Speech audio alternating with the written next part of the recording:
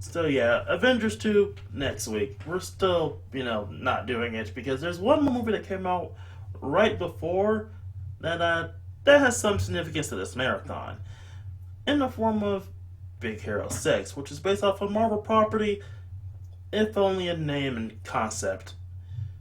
So before we begin, let's talk about the comic that this movie steals its name from.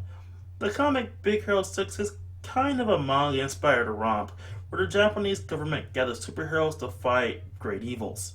And that's about it. While they do have some appearances here and there, there's nothing really to this team. They're a small time team in the form of Marvel Comics. Of course, as Marvel Comics is mostly a New York based kind of thing, it's understandable that a team doesn't have as much name recognition as these guys doesn't really get explored very much. I mean, their last appearance to date was sort of as a tie-in to the Spider-Man End of the Earth comic, where they helped take down Doc Ock's final plan before the whole mind swap thing went down, and Spock became a thing. It was a pretty interesting storyline.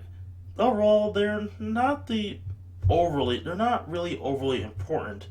So I can see why Marvel would just give Disney to go ahead to just use the names and concept to make their own movie with it. And what movie did they make? Let's take a look, shall we?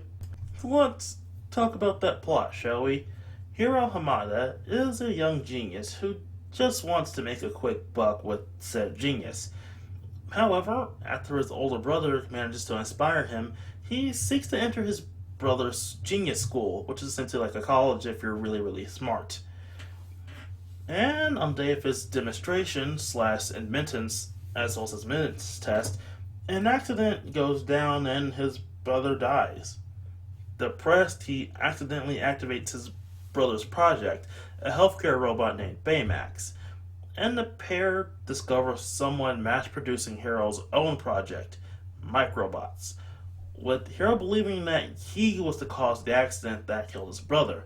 Together, Hero decides to make Baymax into a superhero so that they can go stop the culprit, and they manage to rope in Hero's brother's friends to become the titular Big Hero 6 of the group.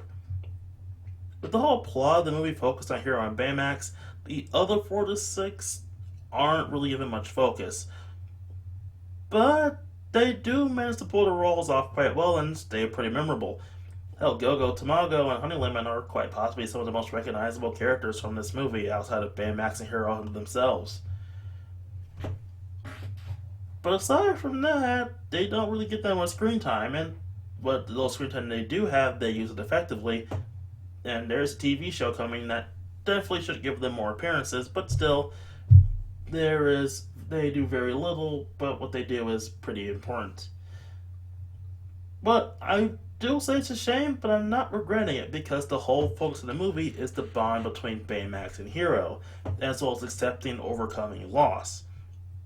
And how the villain's main motive also has the same root cause as Hero's and sort of, mirror reflection thing, as he is dealing with his own great loss and also seeks revenge over said loss. Again, it's a whole shadow archetype thing, seeing what you can become if you let yourself be obsessed with revenge kind of deal.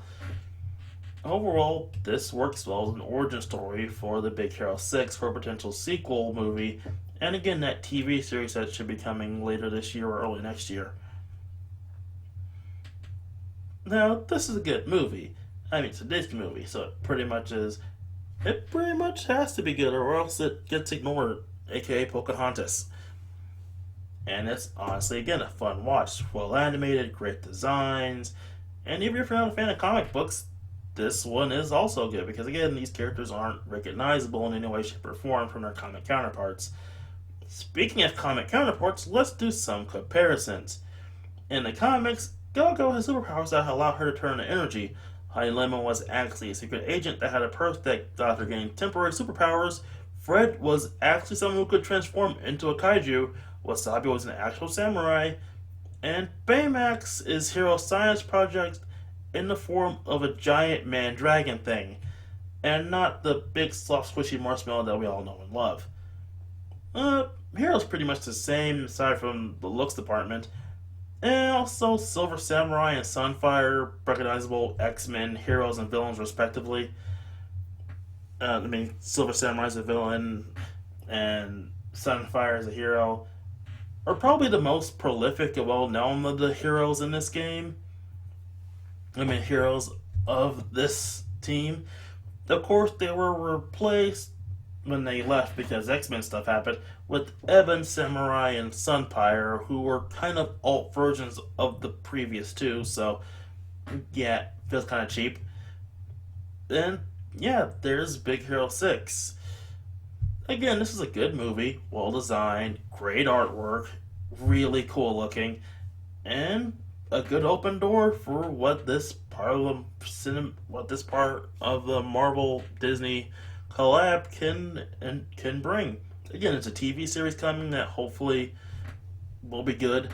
Again, the opening looks pretty good. I haven't seen that much of it, and there's always potential for another movie. This is Disney we're talking about. They always want to cram out a little sequel to make more money. And again, Baymax is adorable. Enough said.